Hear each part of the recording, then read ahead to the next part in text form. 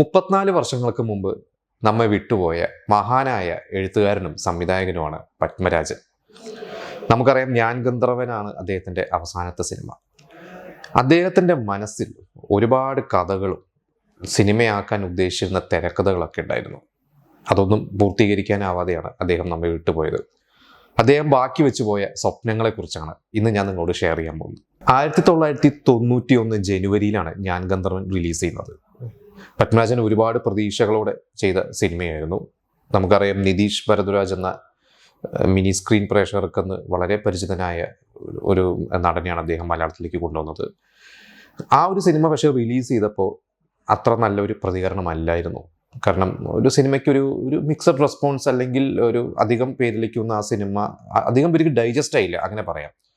Good night films ആയിരുന്നു ആ cinema produce ചെയ്തത്. ഗുഡ് നൈറ്റ് ഫിലിംസിന് അന്ന് ഒരുപാട് ഹിറ്റ് സിനിമകളുടെ ഭാഗമാണ് ഗുഡ് നൈറ്റ് ഫിലിംസ്. അദ്ദേഹത്തിന് ഒരുപാട്, ഗുഡ് നൈറ്റ് മോഹൻ എന്ന് പറയുന്ന നിർമ്മാതാവ് സിനിമയെ സ്നേഹിക്കുന്ന ഒരു നിർമ്മാതാവാണ്. അദ്ദേഹത്തിന് ഒരു ലാഭവും നഷ്ടവും ഒന്നും അദ്ദേഹം അതൊക്കെ ഒരു സെക്കൻഡറി ആയിട്ട് അദ്ദേഹം കണക്കാക്കാറുള്ളൂ. അദ്ദേഹത്തിന് എപ്പോഴും നല്ല സിനിമകൾ ചെയ്യണം.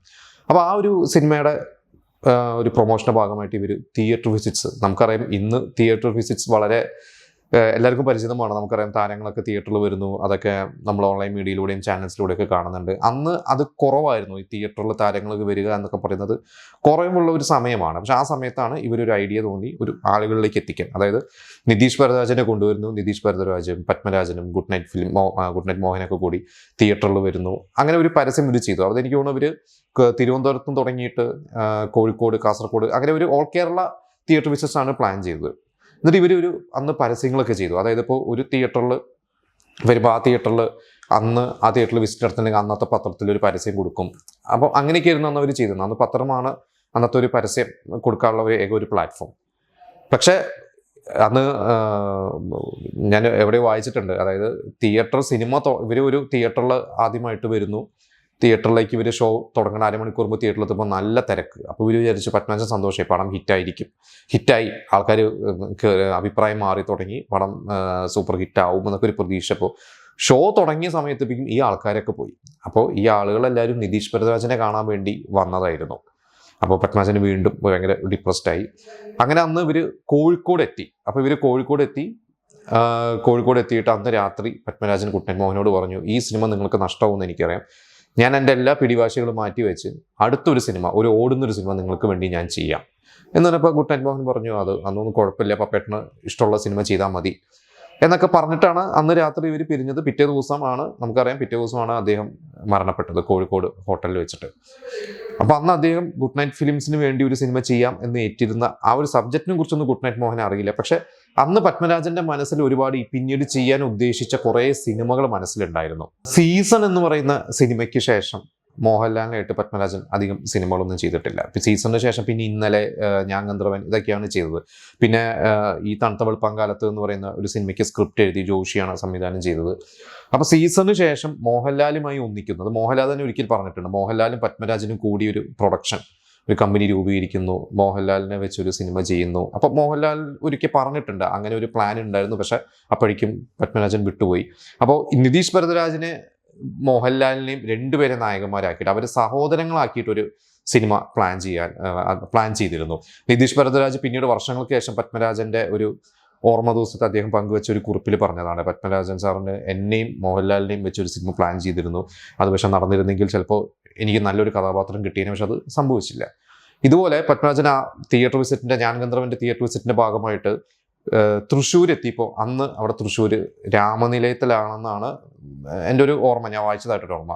രാമനിലയത്തിൽ താമസിക്കുന്ന സമയത്ത് ജയറാം അന്ന് കേളി സിനിമയുടെ ഷൂട്ടുമായി ബന്ധപ്പെട്ട് അന്ന് തൃശ്ശൂർ പരിസരം പ്രദേശങ്ങളായിരുന്നു എൻ്റെ ഷൂട്ട്. അപ്പോൾ തൃശ്ശൂരുണ്ട് ജയറാം അന്ന്. അപ്പോൾ ജയറാമിനും അന്ന് കുറച്ച് 4-5 സിനിമകൾ ഇച്ചിരി പരാജയപ്പെട്ട് നിൽക്കുന്ന സമയമാണ്. അപ്പോൾ ജയറാമും പത്മരാജനെ പോയി കണ്ടു. അപ്പോൾ പത്മരാജൻ പറഞ്ഞു, ഞാൻ ഗന്ധർവനും ഇച്ചിരി ഒരു ഡൗൺ ആണ്. അപ്പോൾ ജയറാമിൻ്റെ അടുത്ത് പറഞ്ഞു, പേടിക്കണ്ട, ഞാനൊരു ഉഗ്രൻ ഒരു സാധനം പ്ലാൻ ചെയ്യുന്നു പറഞ്ഞിട്ട് ഒരു കഥ ജയറാമിനോട് പറഞ്ഞു. അതായത് ഒരു ഡൽഹിയിൽ ഒരു അത്ലറ്റ് മീറ്റിന് പോകുന്ന ഒരു കൂട്ടം, ഒരു സ്പോർട്സ് താരങ്ങൾ, അതിൽ കുറേ ഒരു യുവതാരങ്ങളെയൊക്കെ സ്പോർട്സുമായി അന്ന് എനിക്ക് തോന്നുന്നു ഒരുപാട് കായിക താരങ്ങളെയൊക്കെ ഇതിന് വേണ്ടിയിട്ട് പത്മരാജൻ ഡേറ്റ് മേടിച്ചിരുന്നു. എന്നിട്ട് ജയറാമും റഹ്മാനും, നമുക്കറിയാം റഹ്മാനെയും പത്മരാജനാണ് സിനിമയിൽ കൊണ്ടുവരുന്നത്. അപ്പോൾ റഹ്മാനെയും ജയറാമിനെയും ഒരു പ്രധാന കഥാപാത്രങ്ങൾ, പിന്നെ കുറേ യുവതാരങ്ങളെ, ഒരു സ്പോർട്സുമായി ബന്ധപ്പെട്ടുള്ള കുറേ യുവതാരങ്ങൾ. അതിലെനിക്ക് തോന്നുന്നു ജയറാം ഇവരുടെ ഒരു കോച്ചായിട്ട്, റഹ്മാൻ ഇതിലൊരു ഒരു അത്ലറ്റിൻ്റെ ഒരു കാമുകനായിട്ട്, അങ്ങനെ ഒരു വേഗമായിട്ടുള്ള ഒരു ഐഡിയ ജയറാമിനോട് പറഞ്ഞു. ജയറാമിന് വളരെ ഇഷ്ടപ്പെട്ടു. അപ്പോൾ പറഞ്ഞു, പരാജയങ്ങളൊന്നും പേടിക്കേണ്ട, നിന്നെ ഞാൻ തിരിച്ചു കൊണ്ടുവരും എന്ന് ജയറാമിനോട് ധൈര്യം കൊടുത്തു പോയതാണ്. പക്ഷേ 3-4 ദിവസം കഴിഞ്ഞപ്പോൾ തന്നെ നമുക്കറിയാം പത്മരാജൻ വിട്ടുപോയി. ഇപ്പോൾ ജയറാം പറയും എനിക്ക് വലിയൊരു നഷ്ടമായിരുന്നു. റഹ്മാൻ ഒരിക്കൽ പറഞ്ഞിട്ടുണ്ട്, റഹ്മാൻ 3-ാം പക്കം സിനിമ ചെയ്യുന്ന സമയത്ത് റഹ്മാൻ അപ്പോഴേക്കും തമിഴിലും ഒരു താരമായി കഴിഞ്ഞിരുന്നു, തമിഴിലൊരു മാർക്കറ്റ് വാല്യൂ ഉള്ള ഒരു നടനായി. അപ്പോൾ ഇവിടെ നമുക്കറിയാം ഒരു സൂപ്പർ സ്റ്റാറിൽ വരെ എത്തുന്ന ഒരു ലെവലിൽ നിന്നിട്ടാണ് തമിഴിലേക്ക് പോകുന്നത്. അപ്പോൾ 3-ാം പക്കം ചെയ്യുന്ന സമയത്ത് ശരിക്കും റഹ്മാൻ അങ്ങനെ ഒരു ഗംഭീര റോളൊന്നുമില്ല. കാരണം അതിൽ ജയറാമാണ് നായകൻ, പിന്നെ തിലകനാണ് വലിയൊരു പ്രാധാന്യമുള്ള റോള്, ജഗദീഷ് ശ്രീകുമാർ നല്ല റോളാണ്. അപ്പോൾ ജയറാമിൻ്റെ ഫ്രണ്ട്സ് ആയിട്ടാണ് റഹ്മാനും അശോകനെയൊക്കെ അഭിനയിക്കുന്നത്. അപ്പോൾ റഹ്മാൻ ശരിക്കും പറഞ്ഞാൽ ആ ക്യാരക്ടർ അത്ര തൃപ്തിയില്ല. പക്ഷേ പത്മരാജനോടുള്ള ബന്ധത്തിൻ്റെ പുറത്താണ് റഹ്മാൻ ആ റോള് ചെയ്തത്. അപ്പോൾ പത്മരാജൻ തന്നെ റഹ്മാനോട് പറഞ്ഞു എന്ന് പിന്നീട് റഹ്മാൻ ഒരു ഇൻ്റർവ്യൂവിൽ എഴുതിയിരുന്നു. അതായത് റഹ്മാൻ്റെ അടുത്ത് പറഞ്ഞു, എനിക്കറിയാം ഇത് അത്ര ഗംഭീര റോളൊന്നും അല്ല, പക്ഷേ നിനക്ക് ഞാൻ നല്ലൊരു ഉഗ്രം റോള് മനസ്സിലുണ്ട് എൻ്റെ കയ്യിൽ, അത് നമുക്ക് ചെയ്യാം എന്നൊക്കെ പറഞ്ഞ് റഹ്മാനും ഭയങ്കര പ്രതീക്ഷയായിരുന്നു. അപ്പോൾ മോഹൻലാൽ, നിതീഷ് ഭരദ്വാജ്, ജയറാം, റഹ്മാൻ ഇവർക്കൊക്കെ ഒരുപാട് പ്രതീക്ഷകൾ നൽകിയാണ് പത്മരാജൻ പോയത്. പത്മരാജൻ്റെ ഭാര്യ തന്നെ പിന്നീട് ഒരിക്കൽ പറഞ്ഞിട്ടുണ്ട്, പത്മരാജൻ മരിക്കുമ്പോൾ 4-5 നിർമ്മാതാക്കളുടെ അഡ്വാൻസ് ഉണ്ട്. അതായത് ഞാൻ ഗന്ധർവൻ ഫ്ലോപ്പ് ആയെങ്കിൽ ഒരുപാട് സിനിമകൾ ലൈനപ്പിൽ ഉണ്ടായിരുന്നു അന്ന്, അദ്ദേഹത്തിൻ്റെ ഒരു പൈപ്പ് ലൈനിൽ ഉണ്ടായിരുന്നു ഒരുപാട് സിനിമകൾ.